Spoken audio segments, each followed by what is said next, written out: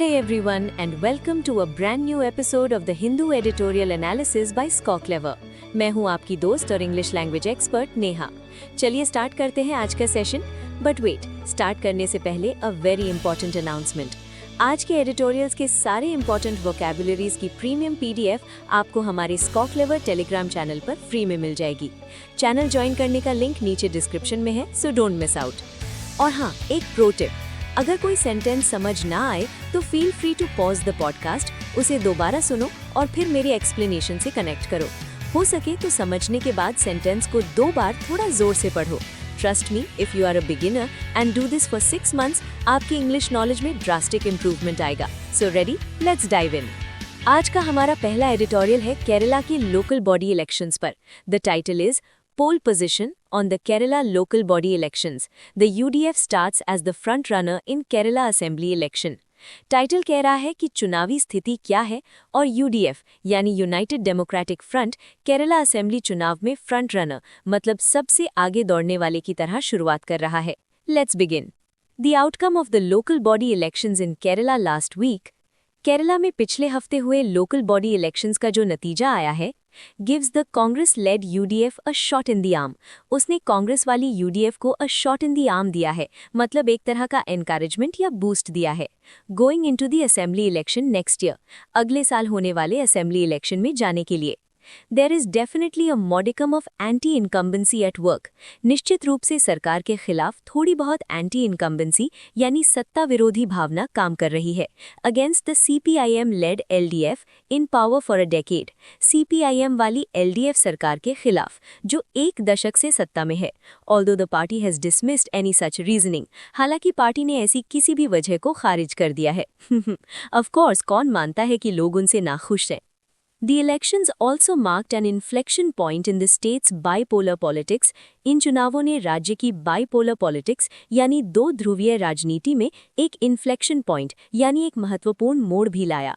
With the BJP-led NDA unseating the left from its decades-long reign, जिसमें BJP वाली NDA ने left को उसकी दशकों पुरानी सत्ता से हटा दिया। At the Thiruvananthapuram municipal corporation में, building a perception of gathering strike power in the state और राज्य में अपनी मारक क्षमता बढ़ाने की एक धारणा बनाई। The result widely being read as a forerunner to the assembly election, ये रिजल्ट जिसे बड़े पैमाने पर असेंबली इलेक्शन का forerunner यानी अग्रदूत या ट्रेलर माना जा रहा है, holds lessons for all 3 fronts. तीनों ही फ्रंट्स के लिए सबक रखता है, मतलब यूडीएफ, एलडीएफ और एनडीए सब के लिए सीखने को कुछ है। Contrary to what the final tally would suggest, final numbers जो बताते हैं उसके विपरीत there was no UDF wave, कोई यूडीएफ की लहर नहीं थी। Rather it would have been a consolidation of anti-left votes in some regions, बल्कि ये कुछ क्षेत्रों में लेफ्ट विरोधी वोटों का एकीकरण रहा होगा, especially in the central districts of Kottayam, Idukki and Ernakulam, खासकर कोट्टायम, इडुक्की और अर्नाकुलम जैसे सेंट्रल डिस्ट्रिक्ट्स में, and Malappuram in the north और उत्तर में मालापुरम में, where the IUML, the second largest constituent of the UDF, made a clean sweep for the alliance, जहां IUML जो UDF की दूसरी सबसे बड़ी घटक दल है ने गठबंधन के लिए क्लीन स्वीप किया यानी सारी सीटें जीत ली। This was a coming together of a fair share of traditionally anti-left Catholic Christian votes. ये यूडीएफ के लिए पारंपरिक रूप से लेफ्ट विरोधी कैथोलिक क्रिश्चियन वोटों का अच्छा खासा हिस्सा और सब्सटैंशियल मुस्लिम वोटों का एक साथ आना था। The left's onslaught on the IUML and the Congress, IUML और कांग्रेस पर लेफ्ट का जो ऑनस्लॉट था यानी जबरदस्त हमला था, for their tacit understanding with the Jamaat e Islami run welfare party of India, Jamaat e Islami द्वारा चलाई जाने वाली वेलफेयर पार्टी ऑफ इंडिया के साथ उनकी टेसिट अंडरस्टैंडिंग यानी मौन सहमति के लिए मे हैव कॉज्ड दिस, शायद उसी ने ये कंसोलिडेशन करवाया, मतलब लेफ्ट ने इल्जाम लगाया और वोट यूडीएफ को मिल गए। Politics is funny. The left's fervent efforts to arrest the erosion of its traditional Ezhava vote base, left की जो जोशीली कोशिशें थी अपने पारंपरिक इज़हवा वोटों के इरोजन यानी शरण को रोकने की, comprising Hindu Ezhava votes in Kollam and Pathanamthitta, Kollam और पत्तनमथिट्टा में प्रूव्ड काउंटर प्रोडक्टिव, वो काउंटर प्रोडक्टिव साबित हुई यानी उल्टा असर कर गई, resulting in the UDF making gains, जिसके परिणाम स्वरूप यूडीएफ को फायदा हुआ। It would be far-fetched to ascribe the win entirely to the ongoing probe into the alleged pilferage of gold from Sabrimala. इस जीत को पूरी तरह से सबरीमला से सोने की कथित चोरी की चल रही जांच से जोड़ना far-fetched यानी अविश्वसनीय होगा. As the left wrested the Pandalam municipality, क्योंकि लेफ्ट ने पंदालम म्युनिसिपैलिटी को छीन लिया, which has an umbilical connection with the hill shrine, जिसका उस पहाड़ी मंदिर से एक umbilical connection यानी गहरा नाता है, from the बीजेपी से. The left should be more concerned about its losses in its pocket boroughs. Left को अपने पॉकेट boroughs यानी गढ़ माने जाने वाले इलाकों में हुए नुकसान के बारे में ज्यादा चिंतित होना चाहिए, such as Kollam city and rural pockets across the state, जैसे कोलम शहर और राज्य भर के ग्रामीण इलाकों में. The BJP's election engineering stood out in Thiruvananthapuram. Thiruvananthapuram में बीजेपी की इलेक्शन इंजीनियरिंग यानी चुनावी रणनीति और जोड़-तोड़ सबसे अलग दिखी. Despite a lower vote share compared to the left front की तुलना में कम वोट शेयर होने के बावजूद. वाह, इंजीनियरिंग हो तो ऐसी. The left ascribed it to an unholy alliance between the Congress and the BJP.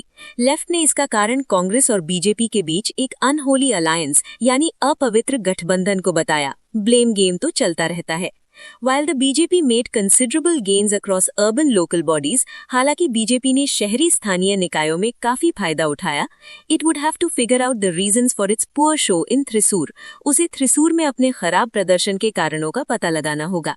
From where its first Lok Sabha member from Kerala was elected just a year ago, जहां से केरला से उसका पहला लोकसभा सदस्य सिर्फ 1 साल पहले चुना गया था.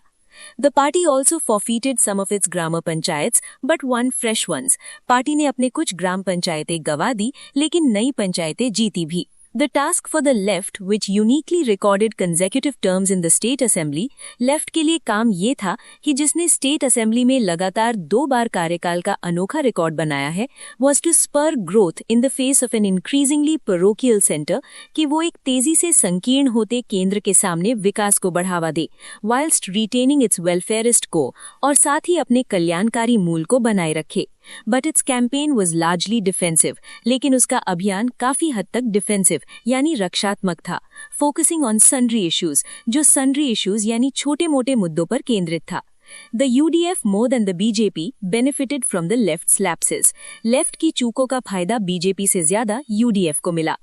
Alright, before we jump to our next more serious editorial, एक छोटा सा but important announcement. अगर आप भी vocabularies, idioms and phrases को याद करते करते थक गए हैं, then I have great news for you. Download the ScoClever app from Google Play Store. हमारे ऐप में एक यूनिक लर्निंग टेक्निक है जो आपको चीजें सिर्फ एक बार में याद करने में हेल्प करती है, and you will never forget them. Trust me, it's a game changer for aspirants. Also, आपको ये नया पॉडकास्ट इनिशिएटिव कैसा लग रहा है, कमेंट करके जरूर बताना. बहुत एफर्ट लगता है ये पॉडकास्ट बनाने में, सो प्लीज हमें अपने लाइक, शेयर और सब्सक्राइब से सपोर्ट करें. चलिए अब बढ़ते हैं हमारे सेकंड एडिटोरियल की तरफ, जो एक बहुत ही गंभीर घटना पर है. टाइटल है massacre in Sydney on the Bondi beach shootings, hate crimes, Australia should enhance monitoring of religious extremism. Title Sydney में हुए नरसंहार पर है, बॉन्डी बीच शूटिंग्स और हेट क्राइम्स के बारे में, और कहता है कि ऑस्ट्रेलिया को धार्मिक उग्रवाद की निगरानी बढ़ानी चाहिए. Bondi beach in Sydney, one of Australia's most iconic locations. Sydney का बॉन्डी बीच, जो ऑस्ट्रेलिया की सबसे प्रसिद्ध जगहों में से एक है, turned into a scene of massacre on December 14. 14 दिसंबर को एक मैसेकर यानी नरसंहार का दृश्य बन गया, द फर्स्ट डे ऑफ हानुका. हानुका के पहले दिन, when 2 gunmen opened fire at a Jewish gathering, जब 2 बंदूकधारियों ने एक यहूदी सभा पर गोलीबारी की. At least 16 people, including a 10-year-old girl and an 87-year-old Holocaust survivor, were killed. कम से कम 16 लोग मारे गए, जिनमें एक 10 साल की बच्ची और एक 87 वर्षीय हॉलोकॉस्ट सर्वाइवर यानी यहूदी नरसंहार से बचे व्यक्ति भी शामिल थे, एंड 40 others wounded, और 40 अन्य घायल हो गए. पुलिस ने कहा कि हमलावर एक 50 वर्षीय व्यक्ति था जिसके पास लाइसेंस्ड हथियार थे, एंड हिज 24-year-old सन, और उसका 24 वर्षीय बेटा था, who had been under investigation by Australia's Domestic Intelligence Agency for 6 months, जो पिछले 6 महीनों से ऑस्ट्रेलिया की घरेलू खुफिया एजेंसी की जांच के दायरे में था. The father was shot dead by police. पिता को पुलिस ने गोली मार दी, while the son has been taken to hospital under custody, जबकि बेटे को हिरासत में अस्पताल ले जाया गया है। The attack was the deadliest shooting since the 1996 Port Arthur massacre in Tasmania. ये हमला टेस्मेनिया में 1996 के पोर्ट आर्थर नरसंहार के बाद से सबसे घातक गोलीबारी थी, जिसमें 35 लोग मारे गए थे। In recent years, Australia has witnessed growing anti-Semitic incidents. हाल के वर्षों में ऑस्ट्रेलिया में बढ़ती हुई एंटी-सेमिटिक इंसिडेंट्स यानी यहूदी विरोधी घटनाएं देखी गई हैं, टारगेटिंग इट्स जूइश कम्युनिटी, जो उसके यहूदी समुदाय को निशाना बनाती हैं, which makes up some 0.4% of its population, जो उसकी आबादी का लगभग 0.4% है। Last year, in October, a kosher food business in Bondi was targeted. पिछले साल अक्टूबर में बॉन्डी में एक कोशर फूड बिजनेस यानी यहूदी नियमों के अनुसार बने भोजन के व्यवसाय को निशाना बनाया गया, while in December, a synagogue in Melbourne was firebombed, जबकि दिसंबर में मेलबर्न में एक सिनेगॉग यानी यहूदी प्रार्थनालय पर फायर बॉम्ब से हमला किया गया। In August this year, Australia accused Iran of directing such attacks. इस साल अगस्त में ऑस्ट्रेलिया ने ईरान पर ऐसे हमलों का निर्देशन करने का आरोप लगाया and expelled the Iranian ambassador and 3 other diplomats, और ईरानी राजदूत और 3 अन्य राजनयिकों को निष्कासित कर दिया। After Hamas's October 7, 2023 attack on Israel, Hamas के 7 अक्टूबर 2023 के इज़राइल पर हमले के बाद and Israel's retaliatory genocidal war on Palestinians in Gaza और गाज़ा में फिलिस्तीनियों पर इज़राइल के जवाबी genocidal war यानी नरसंहार वाले युद्ध के बाद anti-Semitic incidents in Australia rose by 316%। Australia में यहूदी विरोधी घटनाओं में 316% की वृद्धि हुई। Between October 2023 and September 2024, अक्टूबर 2023 और सितंबर 2024 के बीच, with more than 2,000 cases reported, जिसमें 2,000 से अधिक मामले दर्ज किए गए, according to the country's Special Envoy to Combat Anti-Semitism। देश के एंटी-सेमिटिज्म से निपटने वाले विशेष दूत के अनुसार Australia's Labour Prime Minister Anthony Albanese has urged unity। Australia के लेबर प्रधानमंत्री एंथनी एल्बनीज ने एकता का आग्रह किया है and asked citizens to be each other's light, और नागरिकों से एक दूसरे की रोशनी बनने के लिए कहा है। The rise in anti-Semitic violence should be a grave concern for Australia। यहूदी विरोधी हिंसा में वृद्धि ऑस्ट्रेलिया के लिए एक grave concern यानी गंभीर चिंता का विषय होना चाहिए, which hosts the world's 8th largest Jewish community, जो दुनिया के 8वें सबसे बड़े यहूदी समुदाय की मेज़बानी करता है। His government must swiftly investigate the attack and bring all to justice। उनकी सरकार को इस हमले की तुरंत जांच करनी चाहिए और सभी को न्याय के कठघरे में लाना चाहिए। He should also remain alert to forces domestic and foreign। उन्हें घरेलू और विदेशी दोनों तरह की ताकतों के प्रति भी सतर्क रहना चाहिए, that seek to divide Australian society, जो ऑस्ट्रेलियाई समाज को बांटना चाहती हैं।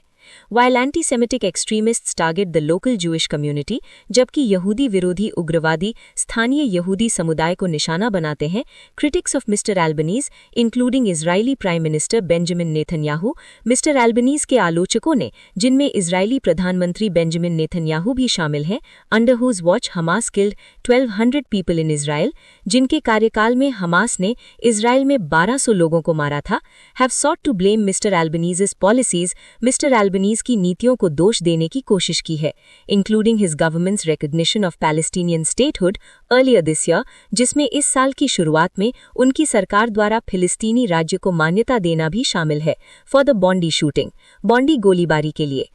Mr. Albanese should ignore such attacks। Mr. Albanese को ऐसे हमलों को नज़रअंदाज करना चाहिए and focus instead on healing society, और इसके बजाय समाज के घावों को भरने पर ध्यान देना चाहिए, combating hate crimes and addressing concerns over gun violence, घृणा अपराधों से निपटने और गन वायलेंस पर चिंताओं को दूर करने पर। Australia introduced tough gun control laws after the Port Arthur massacre। Australia ने पोर्ट आर्थर नरसंहार के बाद कड़े बंदूक नियंत्रण कानून लागू किए and enforcing a strict licensing regime, और एक सख्त लाइसेंसिंग व्यवस्था लागू की, leading to a significant decline in gun-related violence and deaths, जिससे बंदूक से संबंधित हिंसा और मौतों में उल्लेखनीय कमी आई। However, the Bondi shooting has again raised concerns about gun safety। हालांकि बॉन्डी गोलीबारी ने फिर से गन सुरक्षा को लेकर चिंताएं बढ़ा दी हैं। Australia should now tighten regulations further. Australia को अब नियमों को और सख्त करना चाहिए। Enhance monitoring of extremist ideologies, चरमपंथी विचारधाराओं की निगरानी करनी चाहिए। And isolate and punish those who perpetrate hate crimes, और घृणा कृत्य करने वालों को अलग थलग करके उन्हें दंडित करना चाहिए। And with that, we wrap up today's analysis. It was a mix of intense politics and a very tragic international event. But before I sign off, here's something exciting for you. आपकी vocabulary practice को super fun बनाने के लिए score clever Telegram channel पर हर रोज शाम 7 बजे live quiz होता है। It's the Editorial Vocab League. जी हाँ, ये है IPL for Editorial Vocabulary. इसमें daily quizzes, monthly leagues, scores और अमेजिंग रिवॉर्ड्स भी हैं। So what are you waiting for? Come, join our vocab league and compete with thousands of other aspirants. Channel join करने का link description में है। That's all for today.